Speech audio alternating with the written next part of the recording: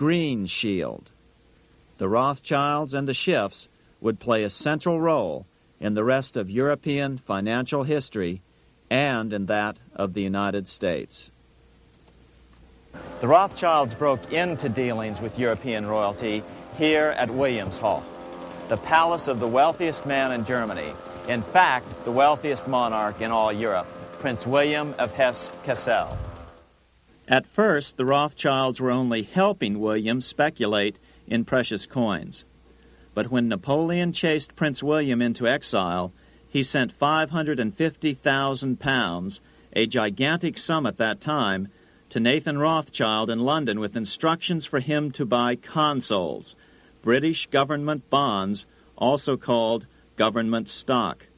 But Rothschild used the money for his own purposes.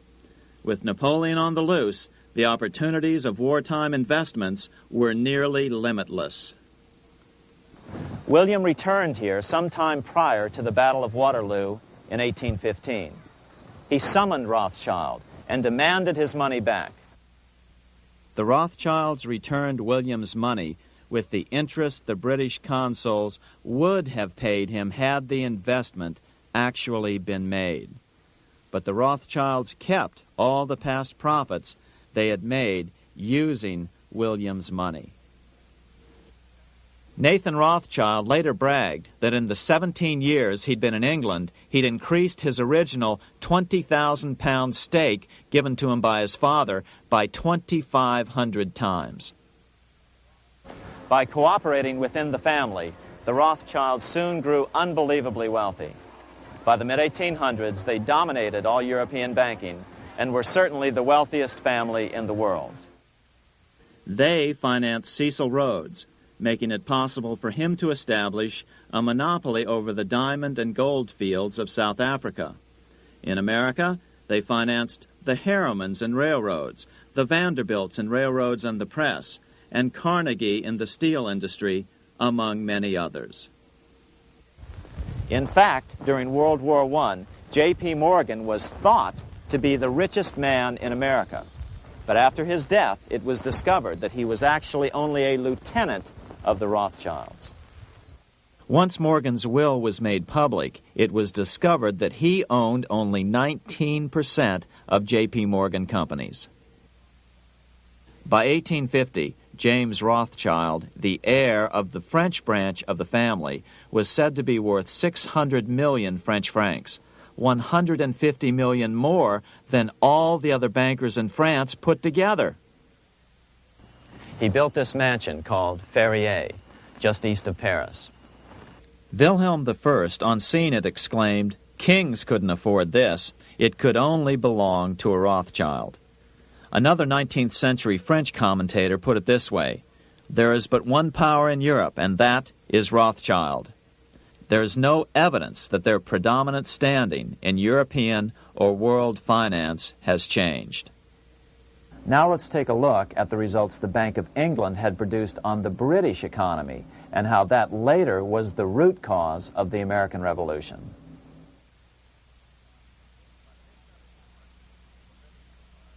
By the mid-1700s, the British Empire was nearing its height of power around the world.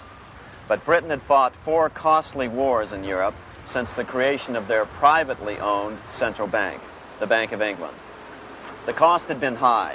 To finance these wars, the British Parliament here had borrowed heavily from the bank. By the mid-1700s, the government's debt here in Britain was 140 million pounds, a staggering sum for those days. Consequently, the British government embarked on a program of trying to raise revenues from their American colonies in order to make their interest payments to the bank. But in America, it was a different story. The scourge of a privately owned central bank had not yet hit. This is Independence Hall in Philadelphia, where the Declaration of Independence and Constitution were signed. In the mid-1700s, pre-revolutionary America was still relatively poor. There was a severe shortage of precious metal coins to trade for goods, so the early colonists were forced to experiment with printing their own homegrown paper money. Some of these experiments were successful. Franklin was a big supporter of the colonies printing their own paper money. In 1757, Franklin was sent to London. He ended up staying for the next 18 years here, nearly until the start of the American Revolution. During this period, the American colonies began to issue their own money. Called colonial scrip, the endeavor was very successful. It provided a reliable medium of exchange, and it also helped to provide a feeling of unity between the colonies.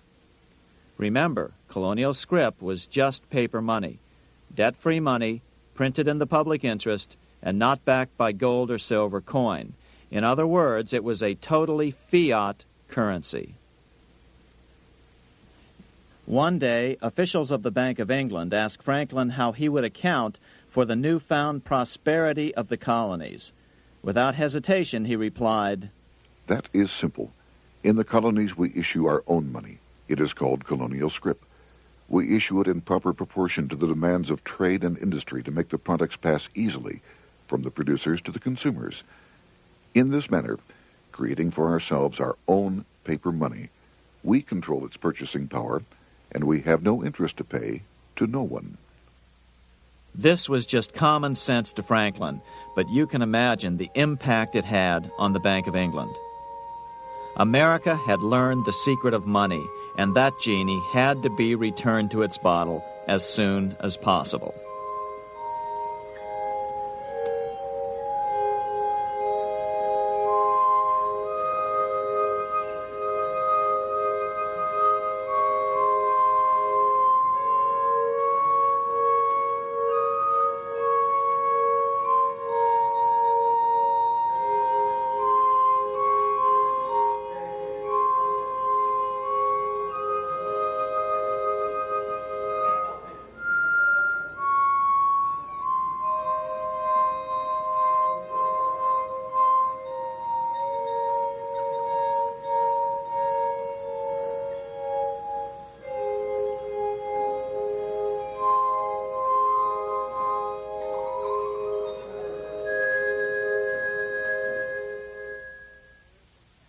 As a result, Parliament hurriedly passed the Currency Act of 1764. This prohibited colonial officials from issuing their own money and ordered them to pay all future taxes in gold or silver coins. In other words, it forced the colonies on a gold or silver standard. For those who still believe that a gold standard is the answer for America's current monetary problems, look what happened to America after that.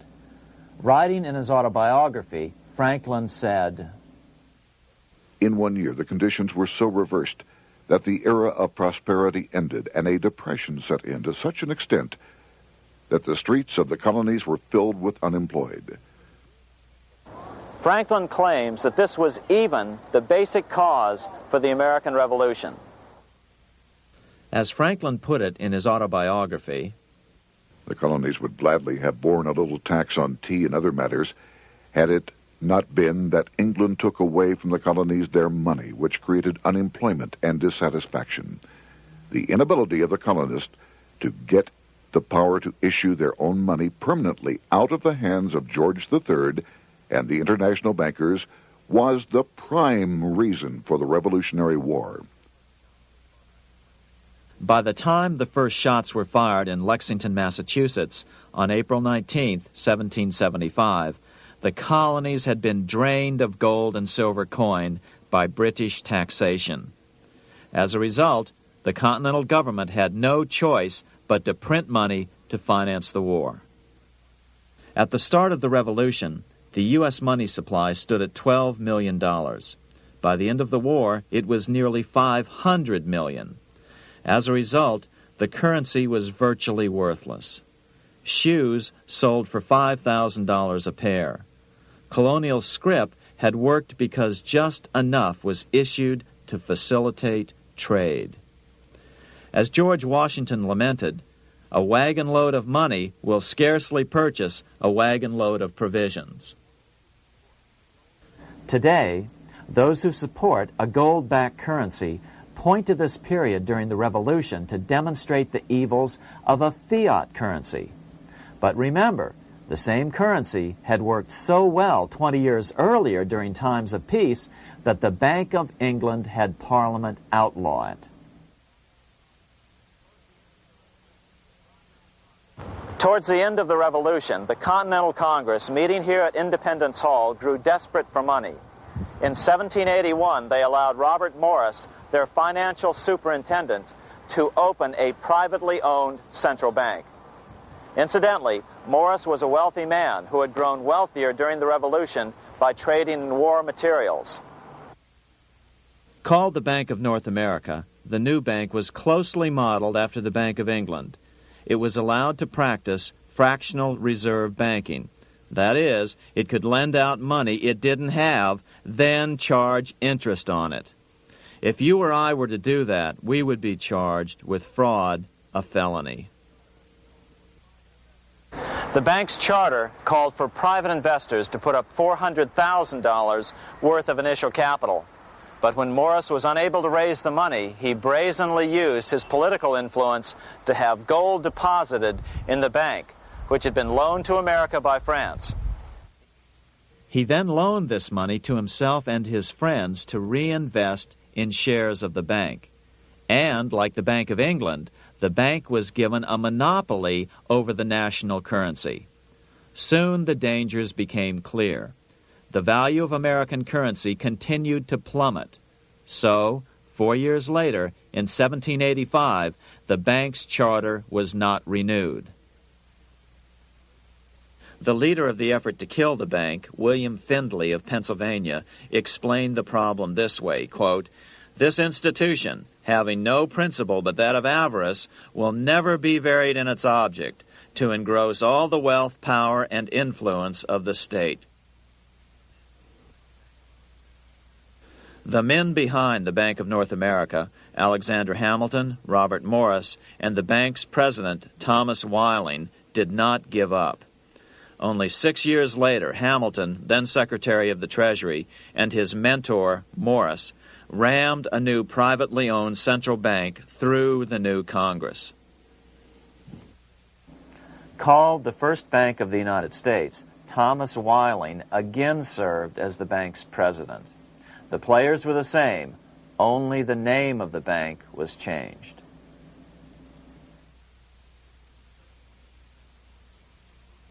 In 1787, colonial leaders assembled in Philadelphia to replace the ailing Articles of Confederation. As we saw earlier, both Thomas Jefferson and James Madison were unalterably opposed to a privately owned central bank. They had seen the problems caused by the Bank of England. They wanted nothing of it. As Jefferson later put it, "If the American people ever allow private banks to control the issue of their currency, first by inflation, then by deflation, the banks and the corporations which grow up around them will deprive the people of all property until their children wake up homeless on the continent their fathers conquered." During the debate over the future monetary system, another one of the founding fathers, Gouverneur Morris, castigated the motivations of the owners of the Bank of North America.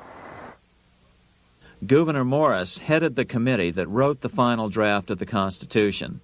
Morris knew the motivations of the bank well. Along with his old boss, Robert Morris, Gouverneur Morris and Alexander Hamilton were the ones who had presented the original plan for the Bank of North America to the Continental Congress in the last year of the Revolution.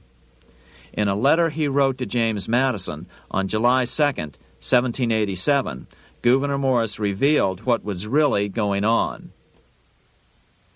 "The rich will strive to establish their dominion and enslave the rest. They always did. They always will. They will have the same effect here as elsewhere if we do not, by the power of government, keep them in their proper spheres."